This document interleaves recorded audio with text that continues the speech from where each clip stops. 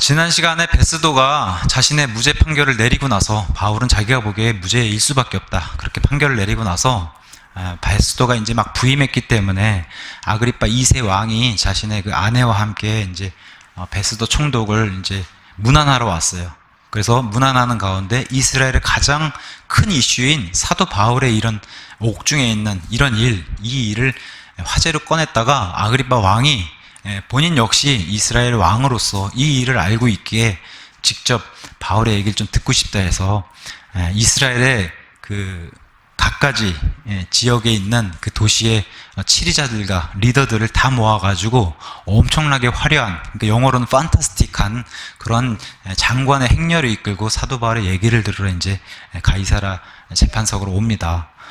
그래서 그 얘기를, 그러니까 세상과 또 홀로 외로워 있는 사도 바울과 사도 바울을 둘러싸고 있는 세상과의 모습으로 해서 그 외로운 믿음의 여정의 그 전투를 이제 사도 바울이 보여주고 있는데, 그럼에도 불구하고 여기 이스라엘에서 난다긴다 한다는 그런 세상의 권력들을 앞에 두고도 사도 바울이 결코 거기에 굴하지도 않았고, 특히나 사도 바울 뒤에는 하나님이 계시다. 그래서 세상과 1대 100이든 1대 1000이든 1대 만이든 사도 바울과 대적하는 세상과 맞서는 그 하나님의 힘을 입어서 사도 바울이 자신의 변로를 완벽하게, 또 하나님의 간증을 훌륭히 해내는 것을 지난 시간에 살펴보았습니다. 그래서 역시나 아그리파 왕도 들어보니까 무죄일 수밖에 없는 겁니다. 자신들이 봤을 때는 이건 로마법에 사악하거나 그런 음란한 죄를 짓지도 아니었고 이스라엘의 율법에 관한 그런 문제이기 때문에 이건 무죄다, 이렇게 이제 판결을 자신들끼리도 이렇게 회의를 해서 그렇게 판결을 내리게 됩니다. 그래서 유대인들은 여전히 사도 바울의 사형을 요구했고 사도 바울의 동료들은 무죄 석방을 요구했어요. 근데 하나님은 이와 정 예상치 못한 여전히 죄수의 신분으로 로마로 보내게 되는, 그래서 판결이 이제 사도 바울은 여전히 유대인들이 사형을 요구하고서 죄를 요구하기 때문에 내 무죄를 입증하겠다 하고 로마로 카이사를 청원하는 그런 일로 26장이 마무리가 되면서 이제 로마로 향하게 되는 것을 27장부터 이제 시작을 하게 됩니다. 27장 1절에 보면 이제 우리가가 등장하면서 이 사도행전을 기록한 누가가 다시 사도 바울의 로마 여정에 합류한 것을 계속 보여줍니다. 그래서 우리가 배 타고 이탈리아에 가기로 결정이 되면 그들이 바울과 어떤 다른 죄수들, 이건 진짜 죄수들이죠. 진짜 죄수들과 함께 아우구스투스 부대의 백부장인 율리오라는 사람에게 이렇게 넘겨지면서 이 사람들을 로마로 이송하게 되는 그런 일을 맡게 된 율리오라는 백부장이 등장합니다. 사도행전 10장에 가서 보시면 참 의로운 백부장인 고넬료라고 하는 사람이 등장해요. 이탈리아 부대의 백부장. 용어가 좀 다릅니다. 이탈리아의 부대에 파견된 백부장 고넬료가 있고, 여기 이제 아우구스투스 부대의 백부장인 율리오가 등장하게 되는데 둘 다 참 선한 사람으로 등장해요. 고넬료라고 하는 사람 굉장히 이방인임에도 선한 사람으로 등장해서 이방인 가운데 처음으로 구원받는 그 스타트의 선을 끊는 그런 사람으로 등장했는데, 여기 등장한 율리오라고 하는 백부장 역시 굉장히 선한 사람으로 등장하면서 이 사람은 지금까지 베스토 총독이라든가 아니면 벨리스 총독 아니면 루시아 총대장과는 달리 굉장히 사도 바울에게 호의도 베풀고 선의도 이렇게 베푸는 그런 모습을 잘 보여주고 있습니다.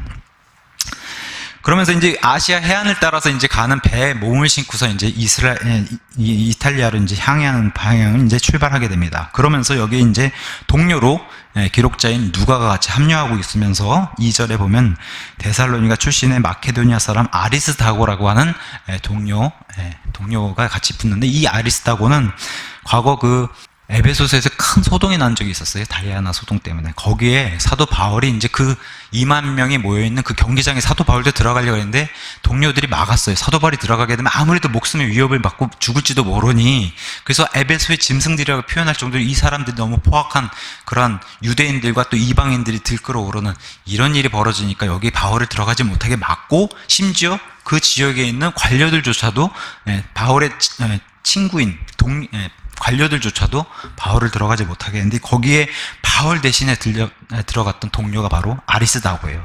그 동료가 바로 여기 같이 이제 여정에 같이 오른 것을 보여주게 됩니다. 그래서 그냥 바로 이탈리아로 출발하는 게 아니라 3차 여행 끝나고 이렇게 사도 바울이 탄 배가 두로에 도착해가지고 짐을 내리고서 가이사라에 도착해서 예루살렘으로 왔었거든요. 요번에는 두로 옆에 있는 시돈에서 또 짐을 실어가지고 거기서 이제 이탈리아로 가는 그런 배를 탔는데, 그래서 이제 3절에 다음날 우리가 시돈에 닿았는데, 그죠? 가이사랴에선 출발한 겁니다. 그래서 시돈에 닿았는데 율리오가 바울을 친절히 대화하고, 잘 보여줘요. 이 사람이 어떤 사람인지. 친절히 대화하고 그에게 자유를 주어. 그러니까, 바울은 죄수인 신분이지만 그의 죄가 아직 입증되지도 않고 계속해서 판결이 무죄로 났기 때문에 그런 것도 잘, 참작하고 있었고, 또한 이 사람이 어떤 성격이냐 그걸 잘 보여줍니다. 그의 친구들에게 가서 휴식을 취하게 할 정도로, 이건 사실 죄수의 신분이라고 볼 수 없죠. 그렇게 호의를 베푸는 모습을 보여주게 됩니다. 그래서 이제 시돈에 들러서 이제 자기 친구들과 교제를 끝낸 뒤에 4절에 또 거기서 우리가 떠났으나 바람이 반대로 불므로 키프로스 아래쪽으로 항해하여, 지도를 보시면 키프로스 오른쪽 아래쪽으로 항해하려다가 지금 바람이 반대로 불어서 내륙 쪽에 붙어가지고 그냥 길리기아와 밤빌리아 지역 쪽에 붙어서 지금 항해하는 것을 잘 보여주게 됩니다. 그래서 지도 보시면 쭉 따라가다 보시면은 루기아의 도시 무라에 한번 먼저 도착을 합니다. 그래서 여기서 더 큰 배인 6절에 거기서 백부장이 이탈리아로 항해 중인 알렉산드리아 배를 만나 여기서 배를 갈아타게 돼요. 그래서 우리를 그 안에 태우니라. 역시 누가가 같이 타고 동료인 아리스타고가 타게 되는 겁니다. 그래서 그러면서 이제 배를 바꿔 타고 7절에 우리가 여러 날을 천천히 항해하다가 간신히 크나두스 맞은편에 이르렀던, 그 지도 따라가면 그렇게 이제 나옵니다. 근데 바람이 우리를 허락하지 아니하므로 우리가 그 살몬의 맞은편을 지나 크레테 아래쪽으로 항해하면서 어렵게 그곳을 지나 가운데인 라세아 도시 안에 아름다운 항구라고 하는 거기에 겨우 도착하게 되는, 바람이 지금 맞바람이 치니까 거기에 겨우 도착하게 되는 이런 일을 보여줍니다. 그러면서 9절에 이제 많은 시간을 보냈고 금식하는 때, 이 속죄절인 금식하는 때, 속죄절 우리나라 시간으로 따지면 약 10월 중순 정도 돼요. 그러니까 이때부터 시작해서 바다에는 한겨울에는 바다에 항해하기가 굉장히 힘든 그런 때를 맞이했다는 걸 지금 알려주고 있는 겁니다. 그래서 겨울이 다음 해에 2월이나 3월이 되기 전까지는 바다에 항해를 이 당시에는 안 했다고 하는데, 그 시기를 잘 알려주는 게 이 속죄절이 지난 시간으로 알려주게 되는 겁니다. 그래서 이제 항해하는 일이 이제 위험하게 되었다는 거예요. 겨울에는 원래 항해를 할 수가 없는 겁니다. 이때는 강력한 폭풍이나 태풍 같은 게 일어나기 때문에. 그래서 바울이 그들에게 권고하여 그들에게 이르되, 선생들아, 내가 보니 이번 항해에서는 짐과 배뿐만 아니라 우리 생명도 다치게 되고 많은 손실이 있으리라. 여기서는 바울이 뭘 예언을 하냐? 이 배를 계속해서 항해하게 되면은 우리 생명, 이 중에 몇몇은 생명을 잃는 이런 것을 보여줘요. 물론 뒤에 가서 하나님께서 강권적으로 이것을 보호해 주셔가지고 한 명도 안 다치게 되는 그런 은혜를 베풀어 주시는데, 처음에는 바울이 예상했던 대로 우리의 생명이 다치게 되는 그런 위험이 있으니까 가지 말자고 바울은 이렇게 권고를 하게 됩니다. 근데 사실 상식적으로 11절에 가서 보시면은 그럼에도 불구하고 이 백부장인 율리오도 아무리 좋은 사람이라도 지금 배에 선장과 선주가 있는데 바울의 말을 듣기는 좀 역부족이죠. 아무래도. 그래서 백부장은 배 선장과 선주의 말을 바울이 말한 그것보다 더 믿더라. 그럴 수밖에 없죠. 이들은 전문가고 바울은 아무래도 이거보단 못하니까. 근데 바울은 뭘 알 수 있냐? 배를 타고 많이 항해를 한 그 선교의 그런 경험을 가지고 있고, 지금 이게 파선만 4번째예요. 배가 바다에서 부서진 게 이게 4번째예요. 이미 이따가 다시 살펴보겠지만 고린도서 가서 차설 보면은 이미 배가 바다에서 파손된 경험을 3번이나 겪은 사람이 바울이에요. 요게 이제 4번째로 이제 등장하게 됩니다. 자, 그래서 12절에 또 이제 문제가 있는 거예요. 라세아시, 크레타 항구의 중심 아래쪽에, 남쪽에는 이 라시아시의 이제 아름다운 항구라고 한 이름. 항구가 아름다웠기 때문에 아름다운 항구라는 이름이 붙은 겁니다. 거기에는 겨울을 나기 불편했다는 거예요. 이 항구 자체가. 그래서 이들의 의견 자체가 우리가 크레테에서 겨울을 머물되, 어디서 머무냐? 옆에 가면 베니게라고 하는 항구가 있으니 거기가 겨울을 나기가 좋으니 골로 옮기자. 근데 바울은 이렇게 옮기는 것도 굉장히 지금 위험한 거예요. 지금 날씨가. 그래서 바울이 움직이지 말자고 했는데 지금 이들은 선장과 선주, 이 정도는 괜찮다고 해서 선장과 선주가 배를 옮기게 됩니다. 그래서 13절에 남풍이 순하게 부는 것을 보고 이제 됐다. 배를 옮겨도 되겠다 해서 그들이 뜻을 이룬 줄로, 그죠? 본인들이 뜻을 이룬 줄로 우리의 뜻과 맞구나 해서 지금 배를 옮기면 되겠다. 베니게라는 항구로 해서 닻을 올리고 크레테 곁을 바짝 붙어서, 그죠? 지역에 가짝 붙여서 이동을 했는데 바로 유루클로돈이라고 하는 폭풍을 만나가지고 이제는 정반대의 맞바람을 맞아서 이제 배가 정처 없이 떠도는 그런 걸 성경이 그려주고 있는 겁니다. 그래서 15절에 배가 휘말려서 바람을 뚫고 나아갈 수 없으므로 바람이 몰고 가게. 이거는 돛을 피면 훨씬 더 태풍 때문에 더 밀려나니까, 그래서 16절에 가서 보시면 우리가 글라우다라고 하는 어떤 섬 아래로, 여기가 그쯤 되겠다라고 하는 어떤 섬 아래로 떠돌면서 애를 써서 간신히 거룻배를 붙잡았다는 거예요. 이건 뭐냐면은, 예전에 이제 큰 선박이 가면은, 큰 선박은 이제 해안이 항구가 아닌 이상 해변 같은 데다가 배를 대려면, 우리 영화 같은 데 보면 멀찍이 바다에다 배를 띄워놓고 거기서 닻을 내리고서 거룻배, 그러니까 영어로 말하면 보트예요. 보트를 타고 이렇게 해변으로 오잖아요. 근데 그 보트를 지금 우리가 가지고 있는 그런 배들은 다 선박 위에다 올려서 타고 다니지만, 예전에는 이것을 밧줄로 해가지고 뒤에다 끌고 다녔다는 거예요, 이 보트들을.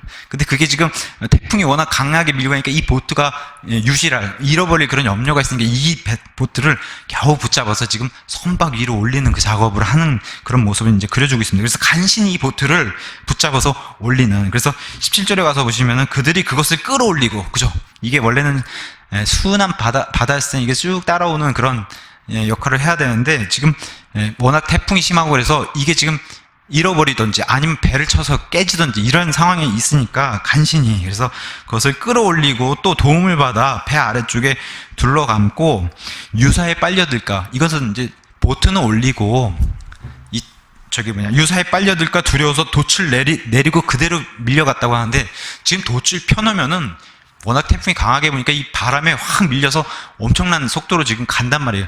유사라고 하는 것은 우리 보통 늪지대 가면 이렇게 사람이 빠지면 이렇게 쭉 들어가는 거 있죠. 그죠? 진흙탕 같은 데 이렇게 들어가면 몸이 계속 들어가는. 근데 바다 한가운데 그런 게 있다는 거예요. 그래서 그런데 이제 원래 그 땅이 좀 얕고 그러면 바다에 그런 한가운데 휩쓸려 들어가는 유사, 그런 늪지대처럼 그런 것을 유사, 영어로 이제 퀵샌드라고 이렇게 부르는데, 그런 바다 가운데 구멍이 있어가지고 걸로 배가 휩쓸려 들어가는, 마치 우주의 블랙홀처럼 그런 것에 빨려 들어갈지 모르니까, 또 여기는 이 배를 몰고 다니는 사람들이 다 알만한 그런 유사 지역이 있었다고 얘기해요. 그래서 거기까지 방향이 글로 휩쓸려 갈지 모르니까 우리가 돛을 내리고 바람을 최대한 저항을 안 받아가면서 지금 태풍에 배를 맡길 수밖에 없는 그런 위급한 상황을 계속 보여주게 됩니다. 그래서 돛을 다 내린 거예요, 바람을 받지 않게. 그래서 18절에 폭풍으로 우리가 심히 우동하게 되므로, 그러니까 폭풍이 굉장히 얼마나 심하면 이렇게 다음날 그들이 배를 가볍게 했다는 거예요. 하나님의 명령을 피해서 스페인까지 도망갔던 요나라고 하는 사람이 있어요. 요나라는 사람이 하나님의 명령을 그 이방인들에게 가서 하나님 말씀을 전하라고 하니까 그게 싫어가지고 배에 몸을 실어서 스페인으로 가는 배에 몸을 실어가지고 하나님 명령을 피해서 도망가는데, 그 배가 폭풍을 만나잖아요. 그랬더니 그 배에 있는 사람들이 뭘 하냐, 짐을 하나씩 버려요. 요나서 1장 5절에 나옵니다. 짐을 버려요. 버리다 보니까 우리가 무슨 큰 죄를 지었기 때문에 이러한 일을 당한 것 같다 해서 죄를 추궁하다 보니까 이제 요나가 하나님 말씀을 거역한, 이게 이제 드러나게 되잖아요. 그런데도 그럴 때 보면은 요나가 탄 그 배, 그 다음에 배의 선원들이 태풍을 만나서 배를 가볍게 하기 위해서 막 짐을 버리는 그런 내용이 등장하는데, 여기도 마찬가지로 그런 것을 보여주게 됩니다. 그래서 배를 가볍게 해야지 무겁게 해서, 예전에는 지금 짓는 배들은 물이 들어왔다가 물이 빠지는 이런 기술이 잘 돼 있잖아요. 근데 과거의 배들은 배에 물이 차게 되면 배가 더 가라앉고, 그 다음에 가지고 있는 짐들이 많으니까 이런 것들 빨리 비워서 배가 가볍게 만드는 그런 일을 태풍을 만났을 때 이렇게 했다고 얘기합니다. 그래서 19절 가서 보시면 사흘째 되는 날에는 우리가 배에 밧줄 감는 기구를 우리 손으로 버렸다. 이건 무슨 얘기냐, 뱃사람에게 가장 중요한 물건인 배 안에 있는 그런 큰 닻이나 밧줄을 감아 올리는 이런 것들을 직접 버렸다는 거예요, 자기 손으로. 이게 뱃사람이나 아니면 선주 입장에서는 굉장히 뼈아픈 자기 배 재산이잖아요, 어쩌면. 이런 것을 어쩌면 그 바울의 10절의 그 경고, 아름다운 항구에 머물렀어야 되는데 거기를 떠나게 된 그 공고를 무시하고 했기 때문에 이런 일 당한 거. 그래서 자신의 손으로 이런 것들을, 자신의 재산을 버려야 한 이런 거를 이제 성경이 그려주고 있습니다.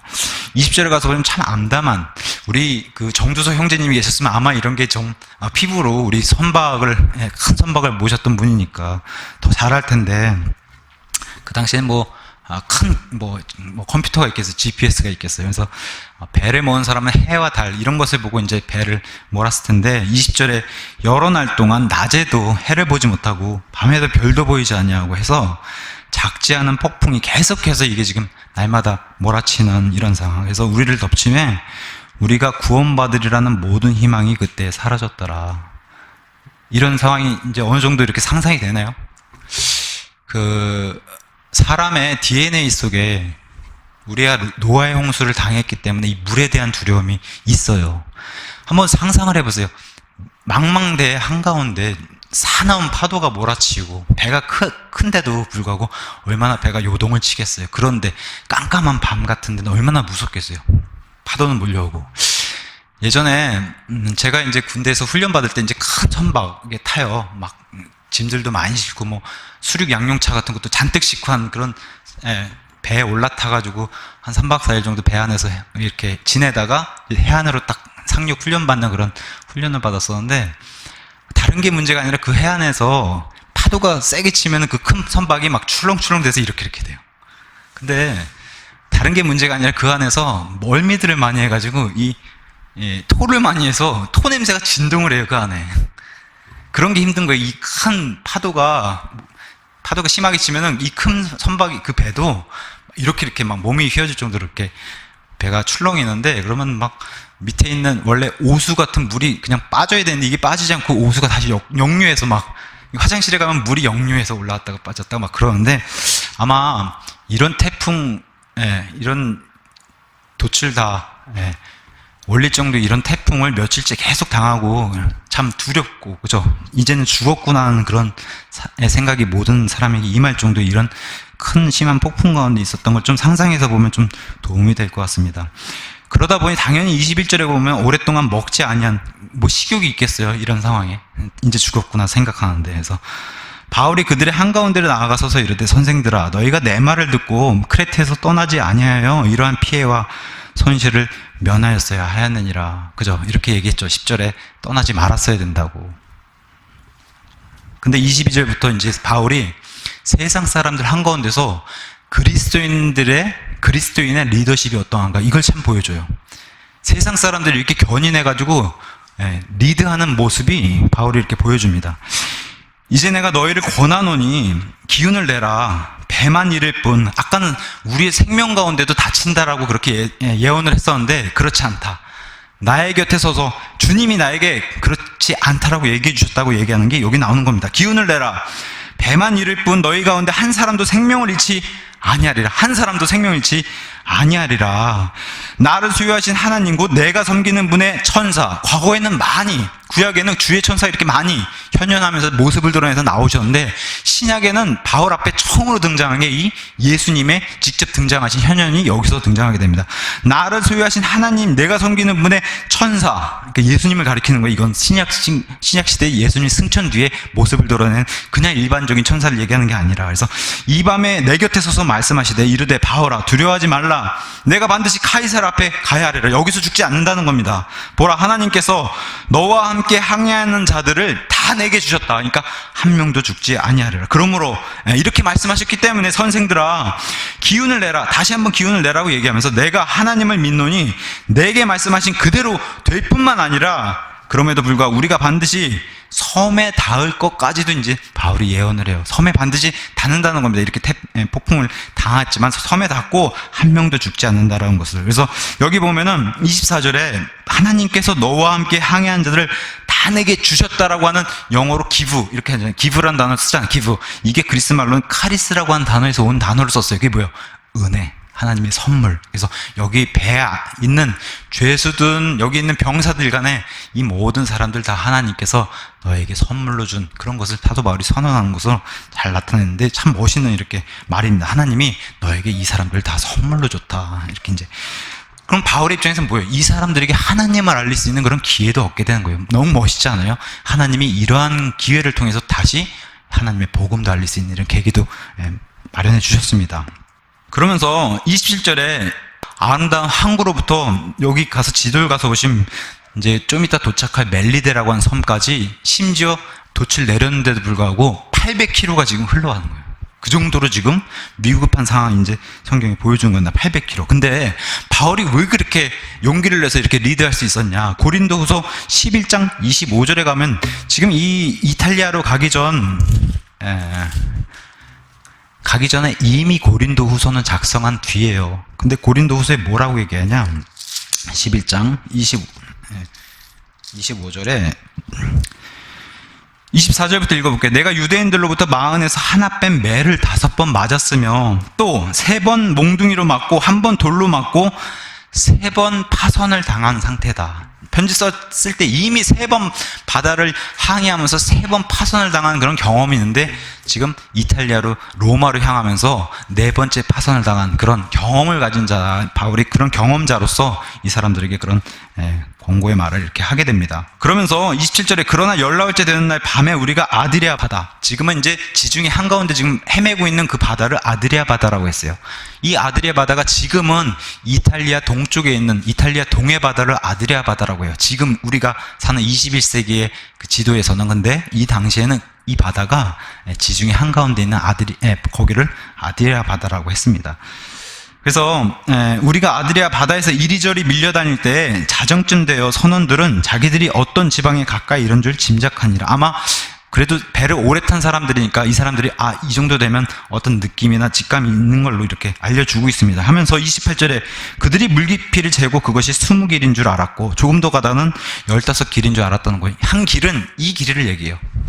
손끝에서 손끝까지 한 1.8m 얘기하는데, 그러니까 어느 정도 갔으니 바다에서 바다까지 한 36m, 또 가니까 한 27m, 이런 거를 이제 선원들이 알았다는 겁니다. 그들이 이제 전문가니까. 그래서 그때 우리가 암초에 걸릴까 두려워하였으므로 그들이 백고물, 이 백고물은 배 뒷머리를 얘기하는 거예요. 백고물에서 단 4개를 내렸다는 거예요. 4개를. 왜 배 뒤에를 내렸냐? 앞에를 내리게 되면 뒤에가 그 돛은 고정이 되고 뒤가 돈다는 거예요. 그래서 더 위험하다고 이제 여기서 여겼고, 지금 폭풍이 아직 끝나지 않았기 때문에 그래서 뒤쪽에 무게를 두고 차라리 앞이 이렇게 흔들리는 것을 그렇게 노린 그런 걸로 잘 보여주게 됩니다.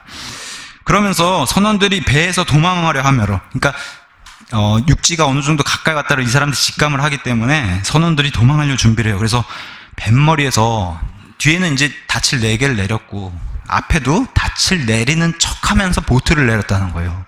30절에 선원들이 배에서 도망하려 하면서 뱃머리에 닻을 내리는 척하고 거룻배 보트를 바다에 내려놓고는, 바울이 이렇게 보니까 내리는 척하면서 보트를 내려서 도망가려고 하니까 31절에 백부장과 군사들에게 이르되 이 사람들이 배에 머무르지 아니하면 너희가 구원을 받지 못하리라. 이 사람들이 가지 못하게 막아야 된다고 얘기해요. 그래서 군사들이 가지 못하게만 막았으면 되는데 군사들이 어떤 행동을 하냐, 이 보트의 밧줄을 끊어버리는 이런 행동을 보입니다. 32절에. 그래서 보트를 잃어버리게 되죠. 그래서 33절에 날이 새어가며 바울이 그들 모두에게, 어쨌든 선원들은 도망가지 못했어요. 그들 모두에게 간청한 음식을 먹게 하고 이르되 너희가 기다리며 계속해서 아무것도 먹지 아니하고 금식한 지가 이날로 14일째 14일 동안 안 먹었다는 거예요. 그러니까 이 정도면 거의 사람이 기진맥진하고 하나님의 말씀이고 뭐고 지금 무슨 정신이 있겠어요. 근데 바울이 또다시 이 세상 사람들 아니면 불신자들 앞에서 그리스도인이 쭉 이끌고 가는 그 리더의 모습을 잘 보여줍니다.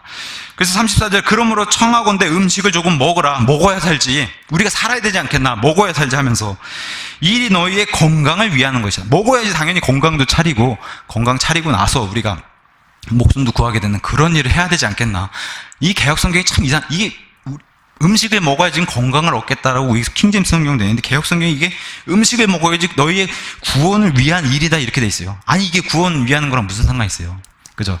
단어가 그렇게 잘못 쓰였다는 거. 우리의 건강을 위해서, 건강을 되찾고 배에서 탈출할 수 있도록 그 얘기를 지금 바울이 하는 겁니다. 또 너희 중에 어떤 사람의 머리에서 머리털 하나도 떨어지지 아니하니라. 히브리 말에 이런 관용적인 표현이에요. 사람의 목숨을 관장하던 하나님께서 지금 다 지켜주시고 계시기 때문에 머리털 하나도 떨어지지 않는다고 하는 이런 것들을 성경에서, 구약 성경이 2번 보여주고, 이런 관용구를 예수님이 오셔가지고 너희 머리털 하나도 다 세시는 분이 하나님 아버지시다. 그 얘기를 이제 예수님이 해주셨습니다. 이렇게 말하고 그가 먼저 빵을 취하고 먹기 시작했어요. 하나님께 감사를 드리고 그것을 떼어 먹기 시작하는 그런 본을 보여준 담대함을 보여주고, 이런 그리스도인의 선한 영향력을 바울이 지금 앞장서서 보여주게 되는 겁니다. 그때 그들이 그렇구나. 원래는 우리가 죽었구나. 아니면 먹기 싫고 아유 이대로 죽지 뭐 이렇게 다 포기했던 사람들이 다 기운을 내서 음식을 조금씩 먹기 시작하면서 건강을 찾고 해서 다시 정신 차린 이런 것을 보여주게 됩니다. 그래서 그 배에 바울을 포함해서 276명, 바울 빼고 275명의 이런 사람, 그러니까 우리 성경에는 혼이라고 표현되어 있어요. 혼은 사람 자체를 표현해요. 사람의 생명. 그래서 276혼이 전부 다 살게 되는 이런 것을 성경이 보여주게 됩니다. 그래서 충분히 먹고 배를 불리고 이제는 탈출하게 되는 섬이 가까이 왔기 때문에 음식을 다시 배를 비우기 위해서 해변에 가까이 붙이기 위해서 음식, 밀까지 다 바다에 버리고 39절에 나리샘에 우리가 알지 못하는 땅이라고 이렇게 표현했어요. 알지 못하는 땅. 후에 보니까 아는 땅이에요. 이후에는 아는 땅인데 여기가 지금 어딘지를 지금 전혀 예상을 못하니까 소년들이. 그래서 처음에는 알지 못하였으나 해변에 있는 어떤 작은 항망, 그래서 무태다가 모래 그 사장에다가 배를 대야 되기 때문에 아까 말씀했다시피 배 중간, 바다 중간에 배를 큰 선박을 띄우고 원래는 보트로 가야 되는데 지금 보트를 군사들이 다 끊어버렸잖아요. 버리고 보트는 잃어버린 상태예요. 그래서 저기 돼야 되는데 40절 그들이 닻을 끌어올린 뒤에 그래서 지금 우리 성경은 이제 가까이 되기 위해서 지금 닻을 4개를 내린 상태잖아요. 그것을 다시 끌어올렸다는 거예요. 개역성경 닻을 끊어버렸다고 돼 있어요. 네, 닻을 끌어올린 겁니다. 끌어올린 뒤에 자신들을 바다에 내맡기고 키를 묶은 줄을 늦추며, 원래는 이제 폭풍이 지금 심해가지고 키를 바다에 한꺼번에 이렇게 꽉 묶어서 견고하게 묶은 상태에서 지금 폭풍이 떠밀려 왔는데 키를 느슨하게 맺혀서 지금 해변에다 지금 배를 붙이려고 한 작업을 하는 겁니다. 그래서 바다에 내맡기고 키를 묶은 줄을 늦추며 또 큰 돛을 바람에 맞추어 들어 올리고, 그래서 다시 폭풍 때문에 내린 돛을 해변에 붙이려고 바람이 마침 부니까 돛을 다시 올려서 바람에 맞춰서 해변을 향해 가다가 두 바다가 만나는 곳. 이건 무슨 설명이냐? 민물이 내려는 강물이 내려와서 지금 바다랑 만나는 그 지역을 지금 두 바다가 만나는 곳으로 설명했어요. 그래서 이 지역에 들어가니까 마침 거기에 배가 암초에 얹혀서 앞부분은 단단히 박혀서 움직일 수 없게 되고 뒷부분은 사나운 파도에, 그러니까 여기 아무래도 물과 물이 만나는 곳이라서 그렇게 물살이 센 그런 지역에 갇히게 되는 겁니다. 그래서 뒷부분은 깨지게 되는 이런 배 상태를 보여줘요. 그래서 군사들은 이런 생각을 하죠. 차라리 죄수들이 도망가서 자기들이 나중에 큰 해를 당하기 전에 죄수를 죽여야 되겠다라는 그런 결심을 하게 되는데, 여기서 다시 백부장 율리오라는 사람을 잘 보여주죠. 왜? 바울을 자기는 구출해주고 싶고 한 이런 그 백부장의 이런 마음을 보여주는데, 그래서 바울을 구원하기 위해서 그들의 의도를, 너희가 그래서는 안 된다, 우리가 다 살아서 해변에 올라가야 된다, 이렇게 권고를 하고, 헤엄칠 줄 아는 사람들은 먼저 바다에 뛰어들어서 육지를 오르게 한 뒤에 남은 사람들 중에 이제 배가 부서지게 되니까 그 널빤치를 잡든지 아니면 얼마든 배에 부서진 조각들, 이런 나무 조각으로 어차피 배를 만들었기 때문에 물에 다 뜨니까 이런 조각들에 의지해서 그들이 다 땅으로 안전하게 피신하는 장면을 이렇게 성경이 보여주고, 276명의 모든 자가 다 하나님께서 바울에게 말씀하신 것처럼 모든 자가 다 안전하게 해변으로 이제 피신하게 됩니다. 자, 그래서 28장이 시작하게 됩니다. 그들이 피신한 뒤에 한 명도 해를 입지 않고 다 하나님이 바울에게 넘겨주신 것처럼 안전하게 다 해변으로 피신을 했습니다. 그 섬이 이제 이후에 보니 멜리데라고 한 섬, 자신들 다 아는 그 섬이라고 이제 알게 되는 겁니다. 그래서 많은 사람들이 여기 멜리데라고 불리는 섬이 지금의 지중해 한가운데 있는 몰타 섬이 아니겠냐 이제 이렇게 얘기를 해요. 몰타라고 한 섬은 되게 자그만 섬이 이제 지금도 몰타라고 검색하면 나오는데, 어느 정도 작냐? 진주의 반도 안 되는 섬의 크기가, 그 정도 되는 섬이 몰타라는 섬이 있습니다. 지중해 한가운데. 그래서 아마 그 섬이 아니겠나 이제 이렇게 많은 학자들이 얘기를 합니다. 그래서 섬에 도착해 보니까 그 당시에 이제 비가 오고, 지금 계절이 10월 말 정도 되니까 이게 굉장히 추울 때예요. 그래서 항해하기도 힘들고, 그래서 비가 오고 날씨가 추움으로 미개한 백성, 이 멜리데라고 한 섬에 있는 백성들을 미개한 백성이라고 불렀어요. 여기 영어로는 바바로스라고 되어 있는데, 이게 바로 이제 사도행전 한 장 넘기면 로마서 1장이 나오는데, 1장에 보면은 14절에 이런 사람들이 나옵니다.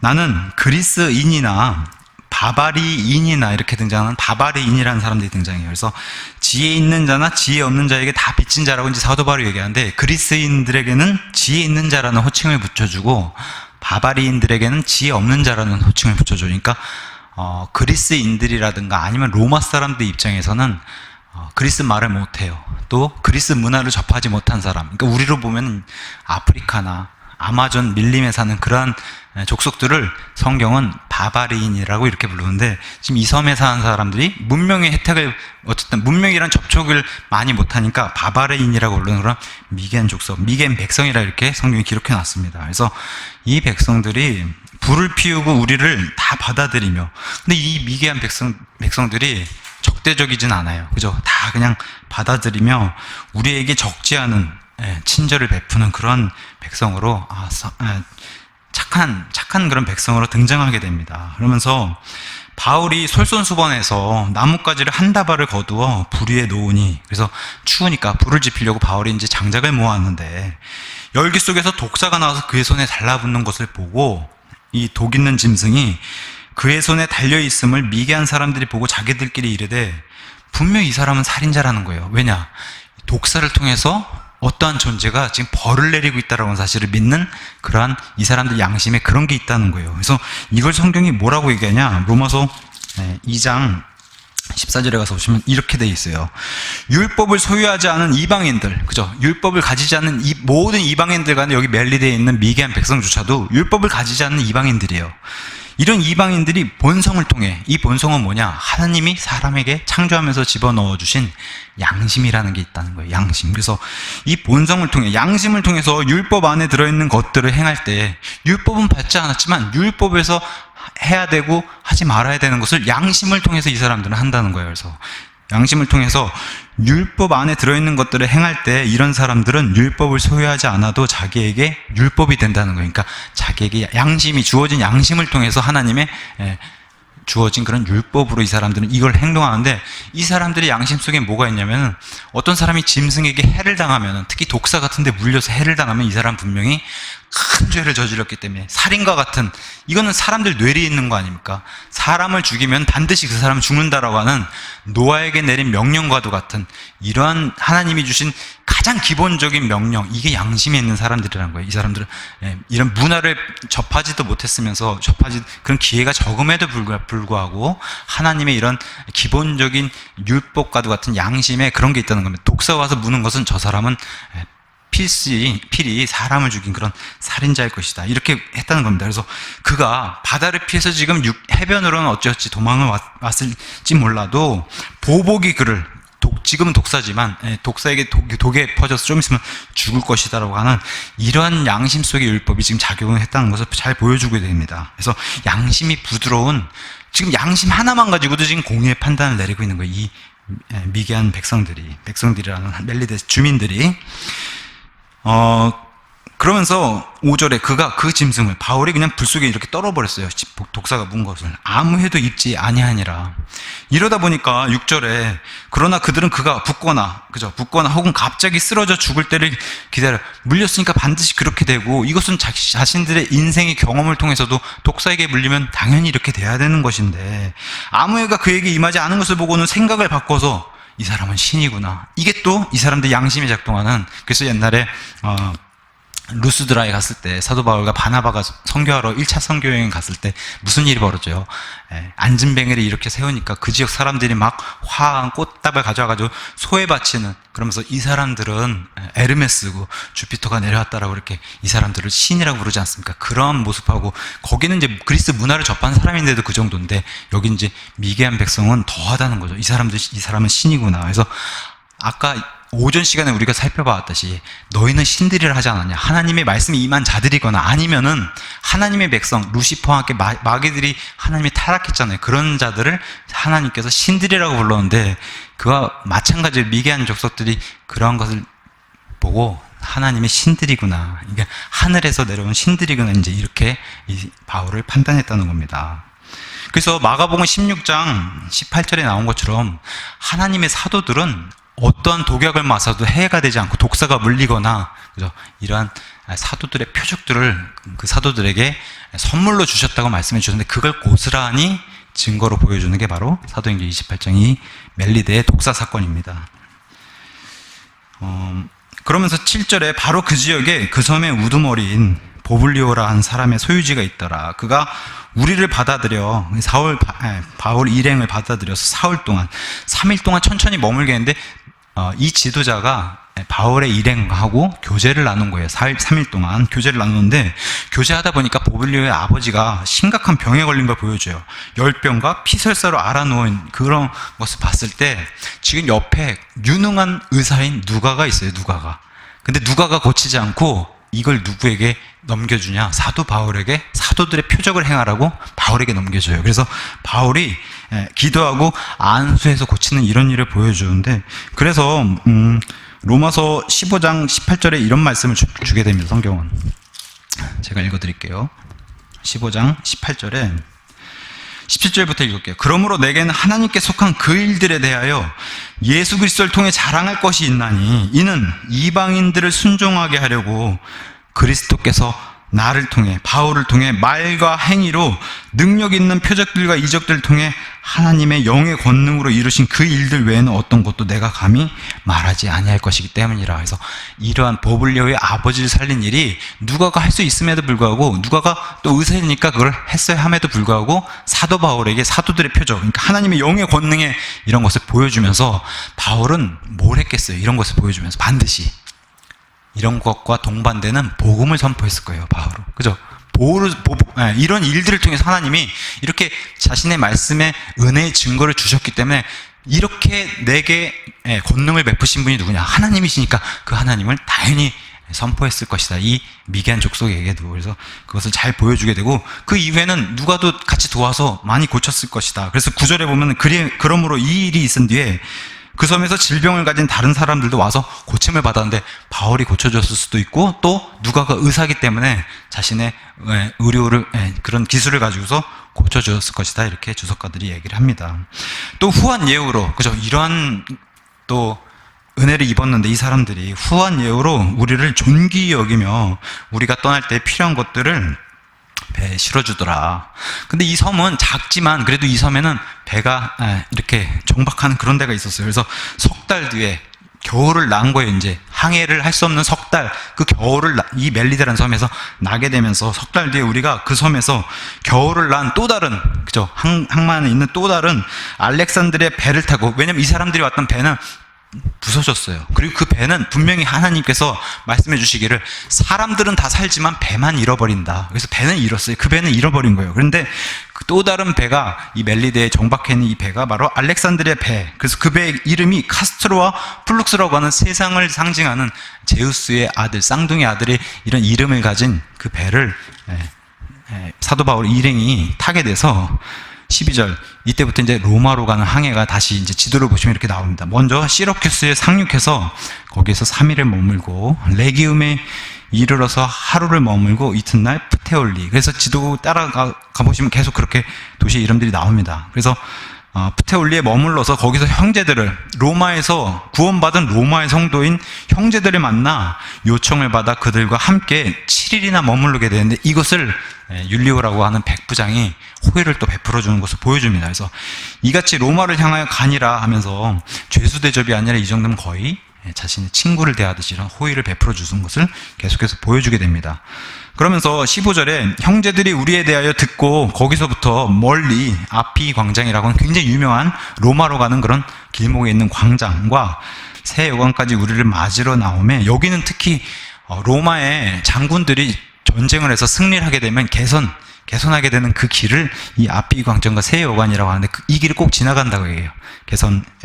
장군들이. 근데 그러한 유명한 장소가 바로 이 장소인데, 우리를 맞으러 나오매 바울이 그들을 보고 하나님께 감사를 드렸어요. 왜 그래요? 반드시 카이사르에 가고 로마로 반드시 가서 거기서 증언해야 되는, 그래서 로마를 밟게 되니 하나님께 감사를 드리고 거기서 또 형제들을 만나게 해주는 것에 대해서 감사를 얻고, 바로 이전까지 겨울을 나고 또 그전까지 파선당하는 이런 일을 통해서, 하지만 다시 여기서 로마에 도착해서 용기를 얻게 되는. 근데 참 재밌는 게, 개역 성경에 가서 보시면 이 아피 광장하고 새 여관이라고 되어 있는 이 단어가 뭐라고 되어 있냐? 트레이스 타베르네라고 되어 있어요. 트레이스 타베르네. 발음 그대로 옮긴 것을 음역이라고 얘기해요. 소리 나는 그대로 글자를 그냥 옮겨서 한 거. 지금 우리 킹제임스 성경에는 새 여관 이렇게 해서 번역해서 이렇게 누구나 알아듣기 쉽게 해놨는데 개혁성경 가서 보시면 트레이스 타베르네 이렇게 돼 있어요. 이걸 어떻게 알아들을 수 있을까요? 그래서 그런 음역들이 마치 헬라어를 그대로 옮겨서 이렇게 보존한 것 같지만 사실은 성경을 읽는 독자들로 하여금 이해할 수 없게 만들어내는 그런 성경 단어들로 이렇게 곳곳에 이런 것을 심어놨다는 겁니다. 새 어간이라고 하면 너무나 간단한 이런 내용들을. 그래서 16절에 가서 보시면 우리가 로마의 이름에 백부장이 죄수들을 호위대장에게 넘겨주는데 다른 죄사들은 다 넘겨주는데 바울은 한 군사와 함께 따로 거하게 허락하면서 끝까지 율리오라고 하는 백부장이 바울을 호위하고 이렇게 호위를 베푸는 것을 잘 보여주게 됩니다. 그러면서 사흘 뒤에 이제 유대인들의 지도자들을 만나게 돼요. 로마에 있는 로마도 이제 유대인들의 회당이 있고 유대인들이 있는데 사흘 뒤에 바울이 유대인들의 지도자들을 함께 부르고 그들이 함께 모인 뒤에 그들에게 이르되 먼저 자신의 이런 일을 당했다라고 먼저 자신을 변론하기 시작합니다. 사람들아 형제들아 내가 백성이나 우리 조상들의 관례를 대적하는 일을 하지 아니하였음에도 불구하고 예루살렘에서부터 로마 사람들의 손에 내가 지금 죄수의 신분으로 여기까지 오게 됐다. 그들은 나를 신문하고 죽일 이유가 내게 없으므로 유대인들은 계속해서 사형을 요구했지만 벨릭스라든가 베스도 총독이라든가 아그리빠 왕조차도 무죄로 나를 판결한 그런 사례를 바울이 얘기했을 겁니다. 그러면서 죽일 이유가 내게 없으므로 나를 놓아주려고 했는데 끝까지 유대인들이 사형을 고집해서 내가 카이사르에 청원할 수밖에 없고 로마에까지 오게 됐다고 한 이 일. 그래서 나는 내 민족을 나는 그래도 여전히 사랑한다. 그 사랑은 로마서에 가서 보시면 로마서의 고스란히 9장부터 10장, 11장에 고스란히 자신의 친족인 이스라엘이 구원받았으면 좋겠다고 하는, 내가 차라리 지옥을 가더라도 만약에 그러한 방법이 있다라고 하면은 저를 대신해서 지옥을 보내주시고 내 친족인 이스라엘 구원해 주시옵소서, 이렇게 쓴 로마서 편지를 봤을 때 사도 바울이 얼마나 자기 친족들을 사랑했는지를 잘 보여주는데 여기서도 동일하게 그것을 잘 드러내고 있습니다. 그래서 이런 까닭에 내가 너희를 보고 이스라엘 너희와 함께 20절에 이야기하려고 너희를 불렀으니 이는 이스라엘 소망, 이스라엘이 기다리는, 너희가 기다리는 것 동일하게 우리는 부활의 소망이 있지 않냐. 계속해서 재판석에서 또 간증해서 뭘 계속해서 바울은 강조했어요. 부활. 그죠? 예수 그리스도가 부활한 것처럼 우리도 그 부활의 소망을 가지고 있잖냐. 근데 내가 부활의 소망을 얘기했더니 나를 미신 취급하고 이단 취급하고 그래서 내가 여기까지 오게 됐다. 그리스도 분파라고 이단이라고 여기면서 이렇게 오게 됐다라고 얘기하니, 그랬더니 그들이 이르되 우리는 너에게 편견을 갖고 있지 않다. 우린 유대로부터 직접적인 어떤 대제사장이라든가 사내들인 공회에서 편지를 받은 게 없고 형제들 중에서도 누가 너를 와서 우리에게 해코지 한 그런 일이 없다. 다만 지금 예수님이 부활 승천한 이후에 오순절 날 이후에 시작한 신약교회가 이미 30년이 흘렀기 때문에 이 30년 동안 바울이 세계를 돌아다니면서 선교를 했더니 로마에까지 지금 그리스도인들이 생기고 한 교회, 지역교회들이 잔뜩 생기고 해서 그리스도인들이 잔뜩 생겼기 때문에 이러한 그리스도에 대한 분파에 대한 소식은 이 로마의 유대인 회당에까지 알려졌기 때문에 이 분파에 대해서는 우리가 익히 들은 바 있다. 그래서 우리가 너의 얘기를 직접 들어보겠다고 이 로마의 회당에 있는 유대인 지도자들이 얘기를 하게 됩니다. 그래서 23절에 그들이 한 날을 그럼 이 날에 우리가 들어보자 하고 한 날을 정해서 많은 사람이 그의 숙소, 그래서 주석가들은 이 사도 바울이 묵고 있는 이 숙소가 꽤 많은, 꽤 넓은 그런 숙소였을 것이다. 많은 사람이 모여야 됐기 때문에 해서 이렇게 이제 얘기를 합니다. 그래서 아침부터 저녁까지 거의 12시간 이상을 바울이 자신의 열정을 담아서 예수님의 고난이 있어야 되고, 고난 뒤에 부활이 있어야 되고, 부활 뒤에 반드시 재림한다는 그런 사실들, 재림 후에 영원히 펼쳐질 새하늘과 새 땅까지 다 사도 바울이 숨기지 않고 하나님의 계획을 다 알려줬을 것이다 라고 이제 주석가들이 얘기합니다. 그러면서 이 안에 뭐가 들어있냐, 이런 말씀 안에 모세 율법 안에도 이게 다 담겨 있고 대언자들이 그래도 이걸 다 담겨져 있고, 그 성경 말씀. 그래서 예수님에 관하여 그들을, 구약에 숨겨져 있는 이 예수님에 관하여 그들을 설득하고 그들에게 하나님의 왕국, 이건 이 땅에 펼쳐지는 메시아 왕국이 아니라 온 우주를 통치하시는 하나님의 왕국이 이 광대한 범위에 이 하나님이 다스리시는 온 우주와 지구, 이 모든 하나님의 왕국을 풀어서 설명하고 이런 것들이 이루어져야만 한다고 이렇게 증언을 바울이 하게 됩니다.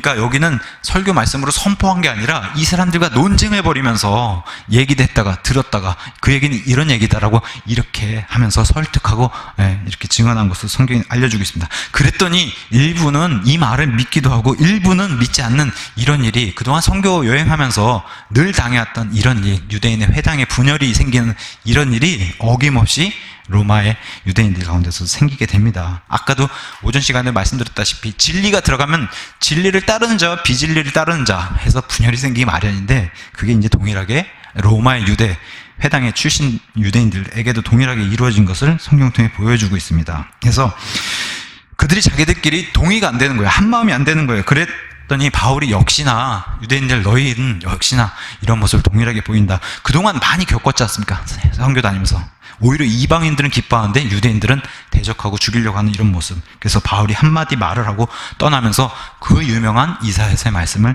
여기서 인용해서 대언자 이사야를 통하여 25절에 우리 조상들에게 잘 말씀하셨도다. 어떻게 이렇게 기가 막히게 말씀하시는지 모르겠다.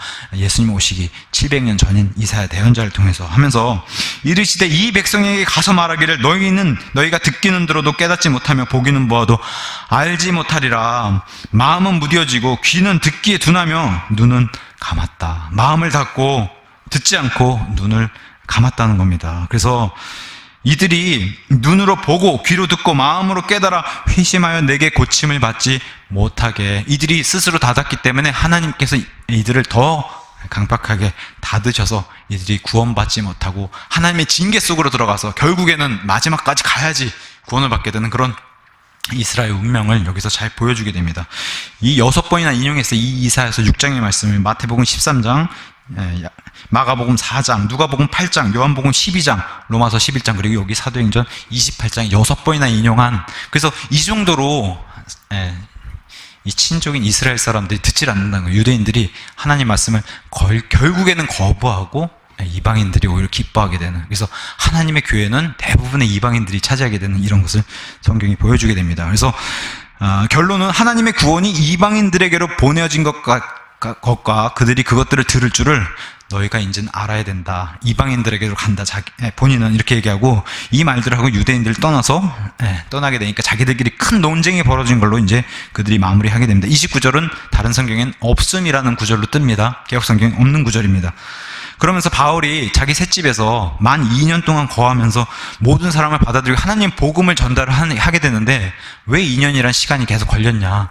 판결이 그 정도로 안 끝났다는 거예요. 이 당시에 네로 황제가 계속해서 통치를 하게 되고 네로 황제, 그러니까 디모데후서 추신에 가서 보시면은 네로에게 두 번째로 불려갈 때 그 디모데후서를 이제 기록했는데 그 정도로 지금 몇 번에 불려가게 되는데도 판결이 안 끝나서 지금 만 2년을 거하는 걸로 성경이 이제 사도행전을 마무리하게 됩니다. 근데 마지막에 구절이 참 멋있어요.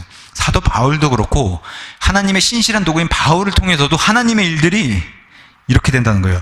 아무도 그를 막지 못하더라. 참 너무 멋있게 사도행전이 마무리가 됩니다. 그래서 예수님이, 사도행전은 조금 정리하자면 예수님이 승천한 이후에 40일 동안 이 땅에 계시다가 모습을 보이시기도 하고 숨기시기도 하면서 제자들과 함께 40일을 거하시고 승천하신 뒤에 열흘이 있다가 이제 마가의 다락방에 모인 120명의 하나님의 제자들 가운데 성령님이 강림하셔가지고 성령님이 임하시면서 다른 나라 말들이 터지면서 베드로의 설교를 시작을 해가지고 3,000명, 5,000명이 구원받고 예루살렘 교회가, 지역교회가 형성이 되면서 예루살렘의 그리스도인이라고 불리는 그런 예루살렘 교회가 형성이 되면서 너무 많은 부흥이 일어났다가 그 가운데 스데반이라고 하는 7사람 중에 한 명이 순교를 당하면서 이 순교 일 때문에 디아스포라 현상이 퍼지면서 예루살렘에만 모여있던 이 신약 성도들이 이제 사마리아 땅으로 또 갈릴리 땅으로 퍼져나가면서 온 세상으로 퍼져나간 이 디아스포라 현상이 일어나게 돼요.